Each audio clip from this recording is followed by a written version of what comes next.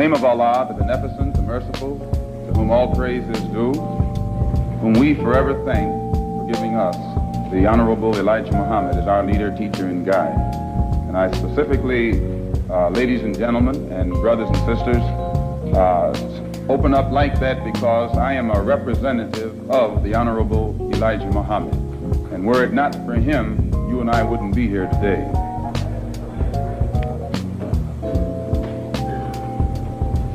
In order for you and me to devise some kind of method or strategy to offset some of the events or repetition of the events that have taken place here in Los Angeles recently, we have to go to the root. We have to go to the cause. Dealing with the condition itself is not enough. We have to get to the cause of it all, or the root of it all. And it is because of our effort toward getting straight to the root that people oftentimes think we are dealing in hate. But first, I would like to congratulate and give praise to the Negro, so-called Negro leaders and so-called Negro organizations. And excuse me if I say so-called, it's hard for me to just outright say Negro when I know what that word Negro really means.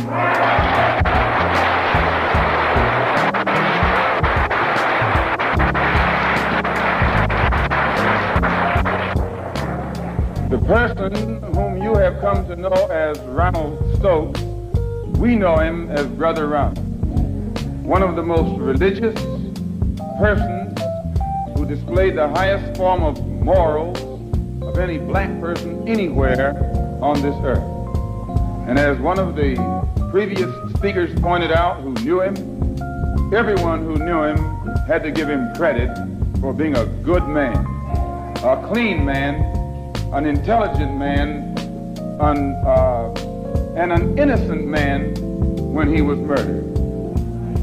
The Negro, so-called Negro organizations and leaders should be given great credit for their failure or refusal to let the white man divide them and use them one against the other during this crisis.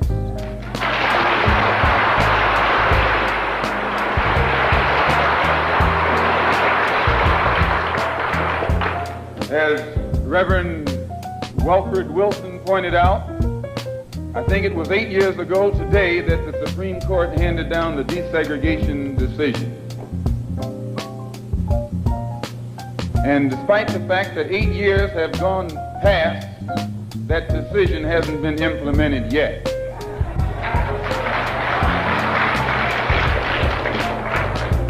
I don't have that much faith. I don't have that much confidence. I don't have that much patience. And I don't have that much ignorance to...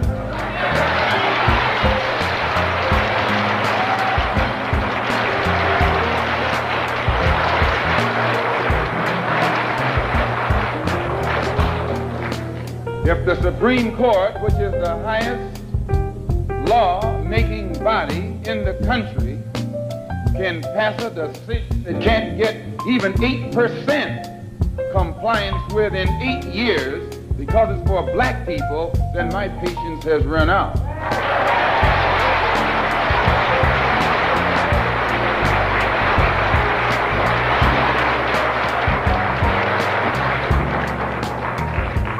When black people who are being oppressed become impatient, they say that's emotional.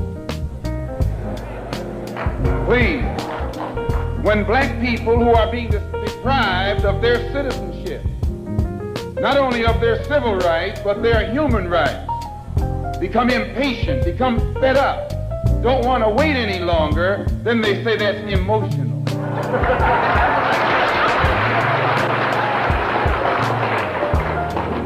The Negro, so-called Negro leaders and organizations should be praised.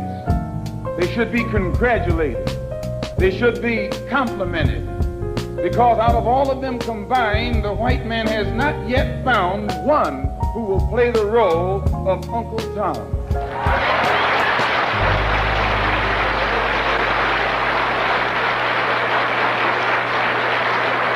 But yet he has found no Tom no puppet, no parrot who is still dumb enough in 1962 to represent the injustices that he's inflicting against our people.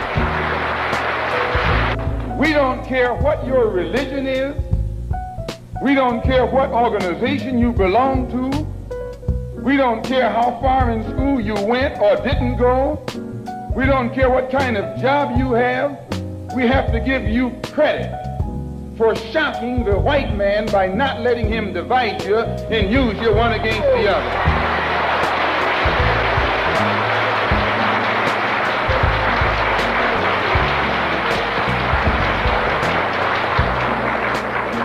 In the past, the greatest weapon the white man has had has been his ability to divide and conquer. As Jackie Robinson pointed out beautifully on the television last night, 4/5 of the world isn't white. Isn't that what Jackie said?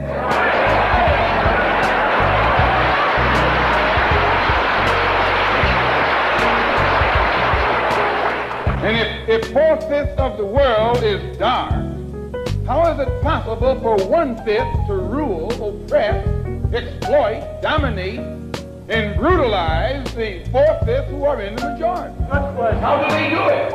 Divide and conquer.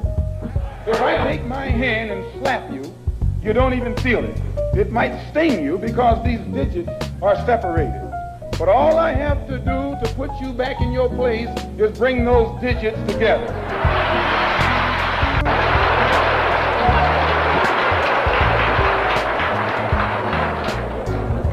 This is what the white man has done to you and me. He has divided us and used us one against the other. But today, thanks to Allah, you can say thanks to God, or thanks to Jesus, or thanks to Jehovah, whatever you want.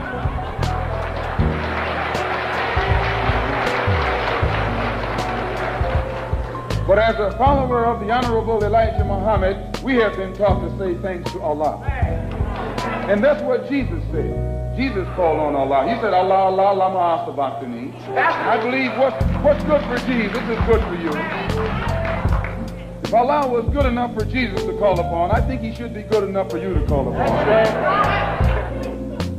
Since the so-called Negro community has shocked the white man by resisting all efforts to divide us, I think that you and I should continue to shock him by staying and working together in unity. Despite religious, political, economic, or educational or social differences, let us remember that we are not brutalized because we're Baptist. We're not brutalized because we're Methodist. We're not brutalized because we're Muslim. We're not brutalized because we're Catholic. We're brutalized because we are black people in America. Here your mother is being raped and you're not supposed to be emotional. Your women, please, your women can't walk the street without some cracker putting his hands on her, and you're not supposed to be emotional.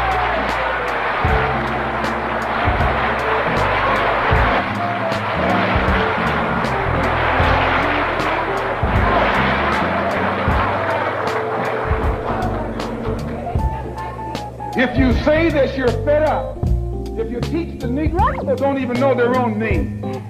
Why? Because he took it away from them. Please. 20 million black people don't even know their own language. Why? Because he took it away from them. 20 million black people who don't even know the history of their ancestors. Why? Because he took it away from them. And if you try and tell them how thoroughly and completely they've been robbed, he says you're teaching hate.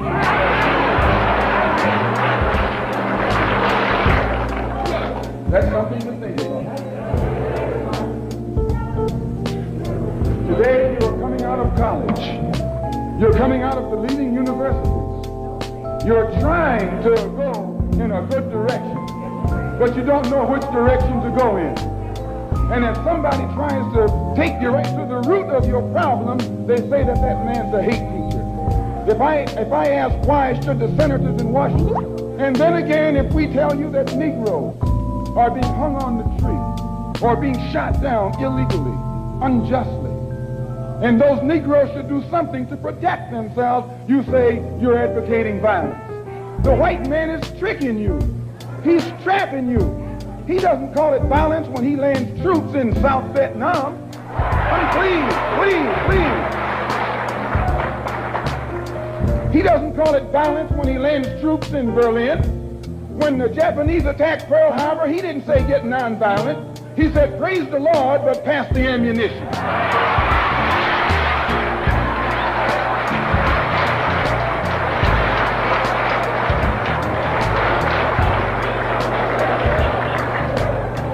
But when someone attacks you, when someone comes at you with a club, when someone comes at you with a rope, when someone comes at you with a gun, despite the fact that you've done nothing, he tells you, suffer peacefully. Pray for those who use you despitefully. Be long-suffering. And how long can you suffer after suffering for 400 years? So I just want to clear up that little point right there, because he says that we play on your emotions. And when you turn on your television tonight, or your radio, or read the newspaper, they're going to tell you in that paper that I was playing on your emotions. Imagine you, a second-class citizen. That's not getting emotional, it's getting intelligent.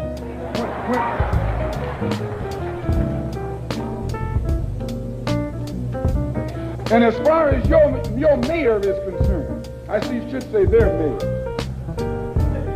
a man named Yorty, who has been slandering the Muslims, a professional liar,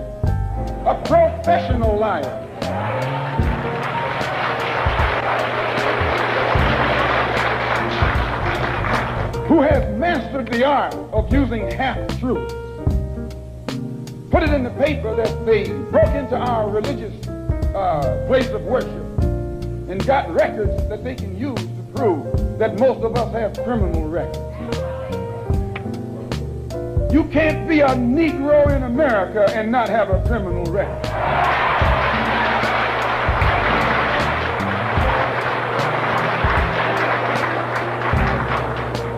Martin Luther King has been to jail. Please. James Farmer has been to jail. Why, you can't name a black man in this country who is sick and tired of the hell that he's catching who hasn't been to jail. Charged him with being seditious. They put Moses in jail. They put Daniel in jail.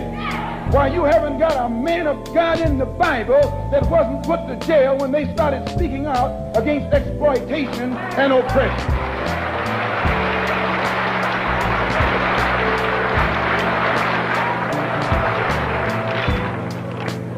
They charged Jesus with sedition. Didn't they do that? They said he was against Caesar.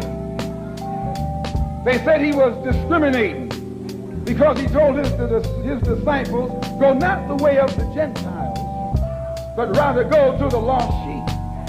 He discriminated. Don't go near the Gentiles, go to the lost sheep. Go to the oppressed. Go to the downtrodden.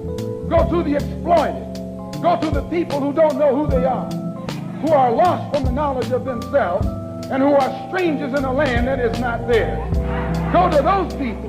Go to the slaves. Go to the second-class citizens. Go to the ones who are suffering the brunt of Caesar's brutality. And if Jesus were here in America today, he wouldn't be going to the white man. The white man is the oppressor. He would be going to the oppressed. He would be going to the humble. He would be going to the lowly. He would be going to the rejected and the despised. He would be going to the so-called American Negro.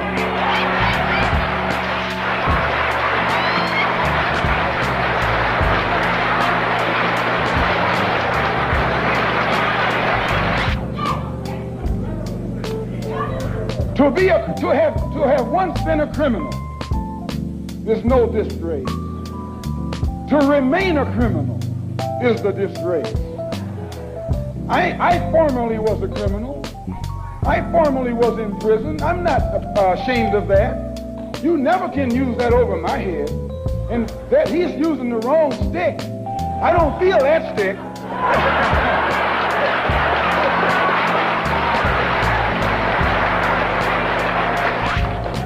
to prison because I believed in men like Sam Yorty. I went to prison because I trusted men like Sam Yorty. I went to prison following the philosophy of men like Sam Yorty. But since I've been following the Honorable Elijah Muhammad, I have been reformed, and that's more, please.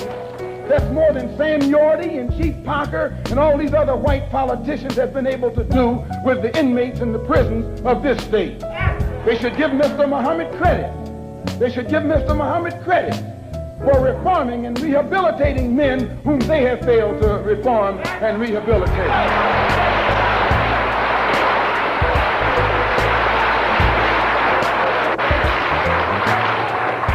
Mayor Yorty referred to some press report that Mr. Muhammad had once been found guilty of contributing to the delinquency of a minor. He failed to explain purposely that in 1934, the Honorable Elijah Muhammad refused to send his children to the white schools in Detroit, Michigan that were teaching you about little black Sambo. That's the minor that he contributed to the delinquency of.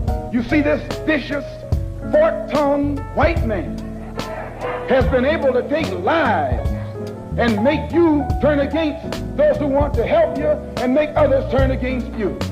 This is the contributing to the delinquency of a minor that this mayor, or man who calls himself mayor, is talking about. In the same article, he said that the Muslims are the same people who rioted in the United Nations. Someone should pull his coat and let him know that at the present moment, there are $6 million worth of suits leveled against two of New York's leading newspapers for making the mistake of charging the Muslims as being involved in those United Nations riots. We were not involved. And if this fork-tongued man who calls himself your mayor had taken the time to find that out, he wouldn't be walking into the trap that he's letting his ignorance lead him into.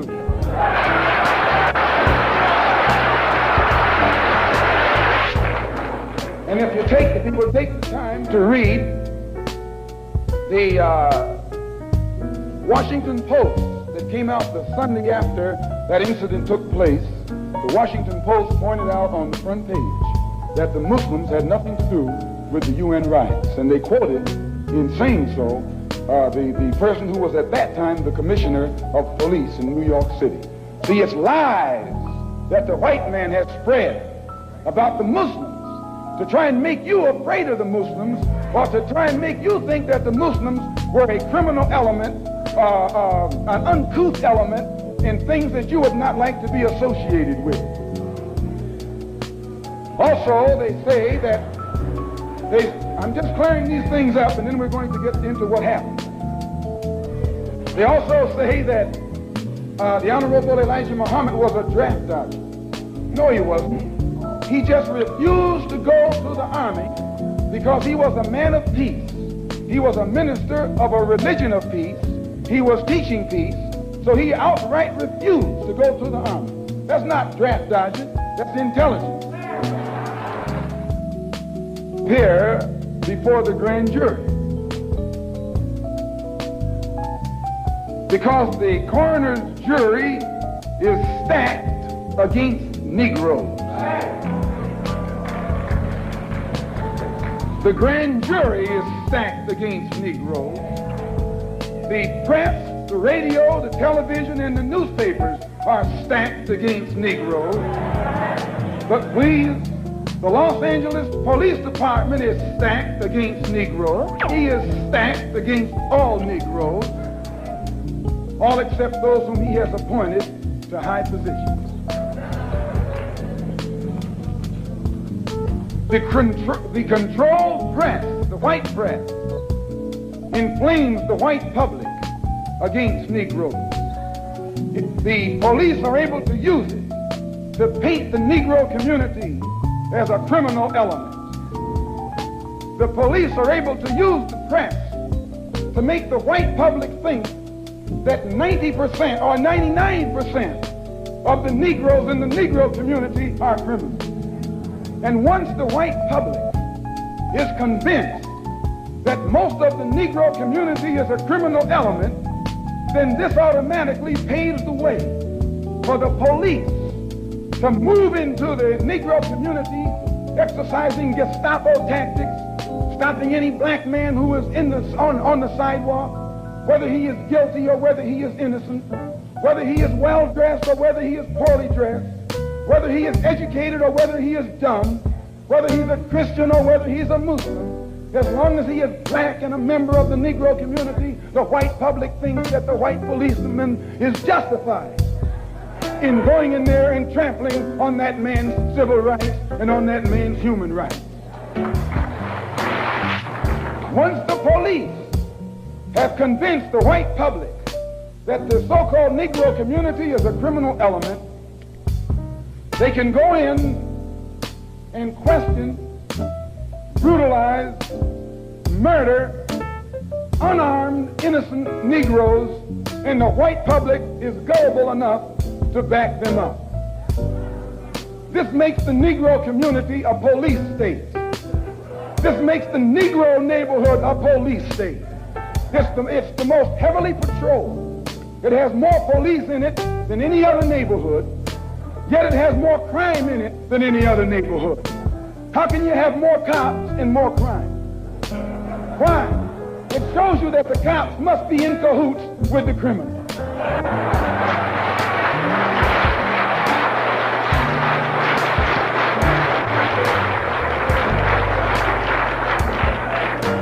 The texture of the hair that God pleased, that God gave them, so much that they'll put lye on it.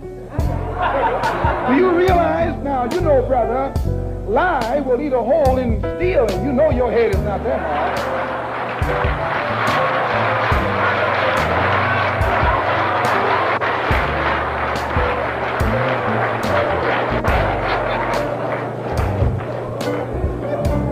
Who taught you, please, who taught you to hate the texture of your hair? Who taught you to hate the color of your skin to such extent that you bleach to get like the white man? Who taught you to hate the shape of your nose and the shape of your lips? Who taught you to hate yourself from the top of your head to the soles of your feet? Who taught you to hate your own kind? Who taught you to hate the race that you belong to? So much so that you don't want to be around each other. No, before you come asking Mr. Muhammad, does he teach hate? You should ask yourself, who taught you to hate being what God gave you?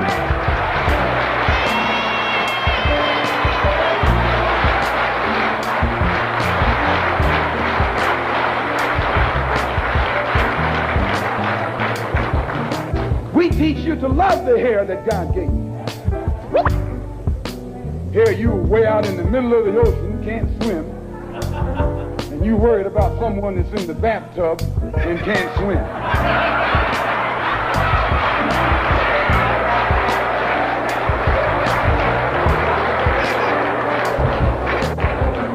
We don't steal, we don't gamble, we don't lie, and we don't cheat. And that also deprives the government of revenue, because you can't get into a whiskey bottle without getting past the government seal. You can't open a deck of cards without getting past the government seal. There's a white man makes the whiskey and then puts you in jail for getting drunk.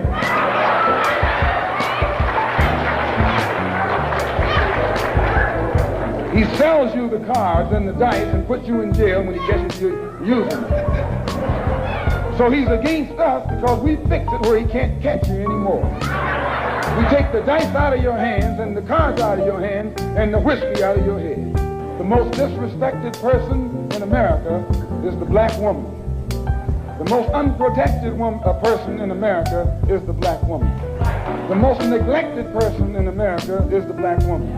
And as Muslims, the Honorable Elijah Muhammad teaches us to respect our women and to protect our women. And the only time a Muslim really gets real violent is when someone goes to molest his woman.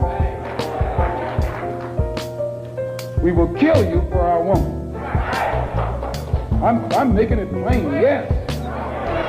We will kill you for our woman.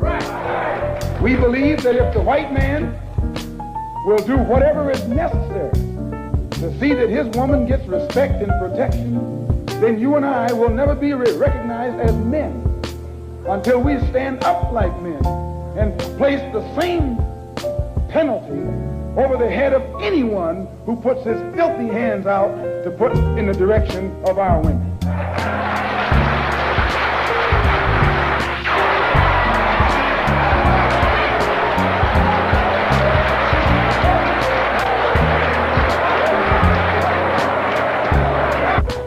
We respect them, but we want them to respect us. We think that the law should respect the Negro community. The law should protect the Negro community. The law should approach the Negro community with intelligence if it expects the Negro community to react intelligently. So the Honorable Elijah Muhammad teaches us to always avoid anything that smacks of disrespect for the law. And if the police department tells the truth, they will have to admit that they have never had any experiences with Muslims that have ever been anything other than honorable unless they themselves come at us in a dishonorable way. There's no case against the Muslims. It has no case against these brothers whom they shot down. And because it has no case, it's trying to create a case. It's trying to manufacture a case. And therefore they set up a grand jury hearing of the case so that they could hear it behind closed doors, and after hearing what we have to say, then build their particular strategy or defense against the actions that they committed on that April the 27th. So at the advice of our attorneys, we purposely, the victims, those who have been indicted, or rather those who have been arrested and are out on bond, have purposely refrained and refused from making any statement whatsoever until after the case appears in court.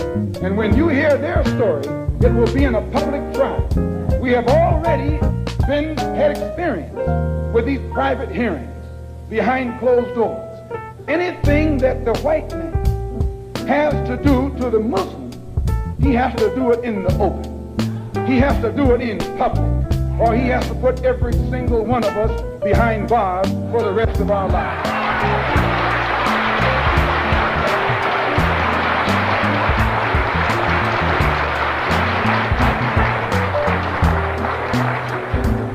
When Mayor Yorty called for a government investigation of a religious group that has the highest moral standard of any group in the Negro community, Mayor Yorty was giving you an example of what Hitler did in Nazi Germany when he began to go on the rampage.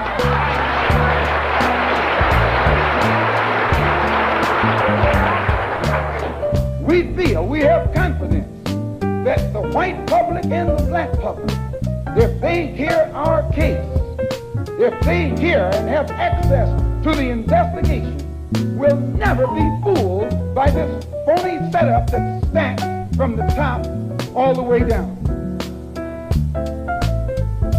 If you doubt it, when you leave home tonight, when you go home tonight, look for the press. I'd like at this time to call forth these brothers who are who were arrested.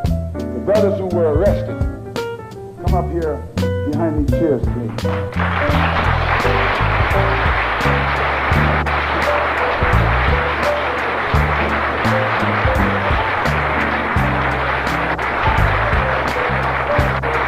They were suspects. This wouldn't happen in a white neighborhood. White man can walk down the street with packages on his head, packages under his arm, and packages everywhere else, and won't anybody question his right to carry those packages. But a Negro is suspect because the press makes you suspect. Yeah, the white press makes Negro suspect. What do you got? All the information you need, officer. And the officer made one stay at the rear of the car and the other go to the front of the car. And while he was taking the one to the front of the car, the polite attitude, the humble air, the submissive, intelligent, peaceful spirit that he unexpectedly found in this Negro infuriated him. And he began to, he told the brother, put down your hands. Brother was talking, he's not a criminal. A man has a right on the sidewalk to talk with his hands. Put down your hands, don't talk with your hands. And when the brother continued to gesture with his hands, the officer grabbed his hand, twisted it around, ground behind his back, flung him up against the car, and then that's when hell broke loose. That was when hell broke loose. A struggle ensued. Shots were fired by the police and by a Negro door shaker.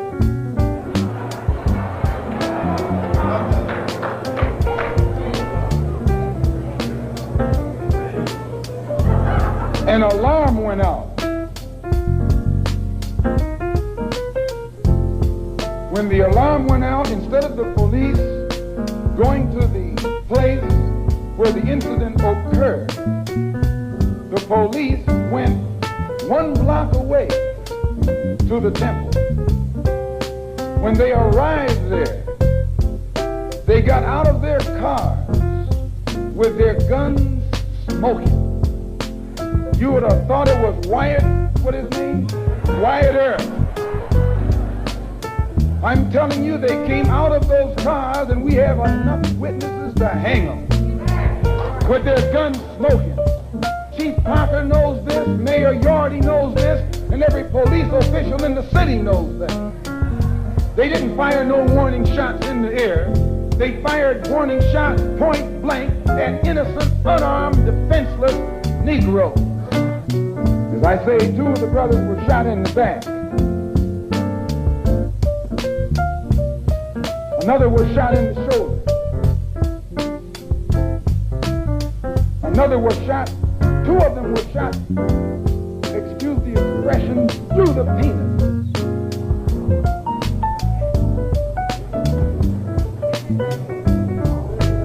Another was shot in the hip, and the bullet came out the other side. Brother Arthur here was shot 1/4 of an inch from his heart. Let me tell you something, and I'll tell you why you say we hate white people.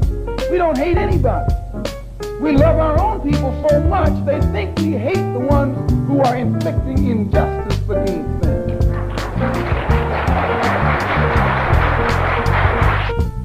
And who has been shot, the bullet having passed 1/4 of an inch through his heart. I'm not going to let him talk, which I think you can understand why. You should listen to the conversation of the police officer while it was going on. 2 of the brothers who had been shot were lying hand in hand. The officer said they were chanting a death chant. You read that? They were saying, Allahu Akbar. What does that mean? It means that God is the greatest. It means that God is the greatest.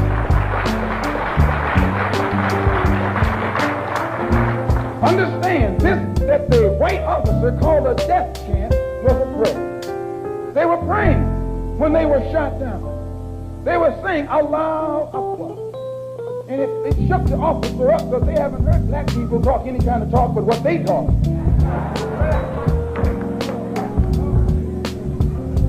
And 2 of the brothers who were shot in the back were telling me that as they lay on the sidewalk, they were holding hands. They held hands with each other, saying Allahu Akbar. And the blood was seeping out of them where the police bullets had torn into their inside. Still they said Allahu Akbar. And the police came and kicked them in the head. Police kicked them in the head, telling them to shut up that noise. While they were laying on the sidewalk in front of our temple. Kicked them in the head. Shut up that noise. And one of them, when he was on his way to the police station in the ambulance, one of the ambulance attendants told the white cop, why don't you kill the nigga? He said, I'll tell him that he tried to get away. Why don't you kill the nigga while you got a chance? And I'll swear that he tried to get away. If he didn't say this, then I need to be put in jail, and I'll gladly go. One of them who was being taken to jail in a police car. As the ambulance sirens were coming to the place, one of the policemen said to the other, "What are the ambulances rushing for?" "Nothing but some niggers." So he looked in and saw the Muslim brother sitting beside him, and he said, and he shut up. But after he got to the jail, the same officer that said this turned to the brother and said, "I hope that you didn't get offended by what I said back there under the heat of emotion, because some of my best friends are colored." This is what he said. That's his password. Some of my best friends are colored.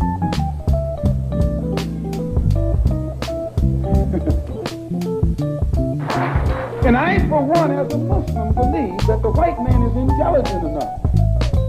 If he were made to realize how black people really feel and how fed up we are without that old compromise and sweet talk, why, you're the one that make it hard for yourself. The white man believes you when you go to him with that old sweet talk, because you've been sweet talking him ever since he brought you here. Stop sweet talking. Tell him how you feel. Tell him what kind of hell you've been catching, and let him know that if he's not ready to clean his house up,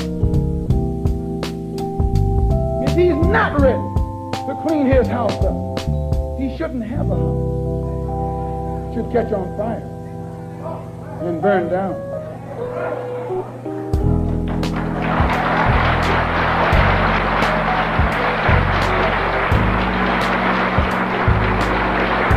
Muslims, we identify ourselves with the dark world. So we're not any minority. We're part of the majority, and the white man is the minority.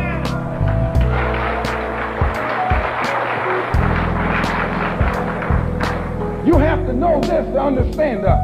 We don't think any odds are against us. We don't fight a battle like the odds are against us. Why, the whole dark world today is in unity. It's one. If you don't think so, look at the United Nations.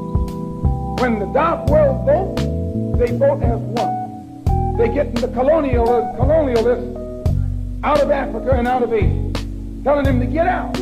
They don't have any nuclear weapons, but they got a solid, united voice, and their unity alone is sufficient to drive the oppressor and exploiter of their people out of their own country. You and I need to learn a lesson from that right there. In the UN, the dark world consists of Buddhists, Hindus, Shintoists, Taoists, Christians, Muslims, everything. But they're together. They forget their religious and political differences. They think as one. They move as one against a common enemy. And out of Algeria, he's going. Don't think he's not going. He's going. They're getting him out of Angola, out of Tanganyika, out of Angola, out of Uganda, out of Kenya. He's going from South Africa too. He hasn't got long to be there. All over this earth, dark people who have been oppressed and exploited by those who are not their own kind, strangers, are coming together to get the oppressor off their back. You and I learn a lesson from that. We are oppressed. We are exploited. We are downtrodden. We are denied not only civil rights, but even human rights. So the only way we're going to get some of this oppression and exploitation away from us or aside from us is come together against the common enemy.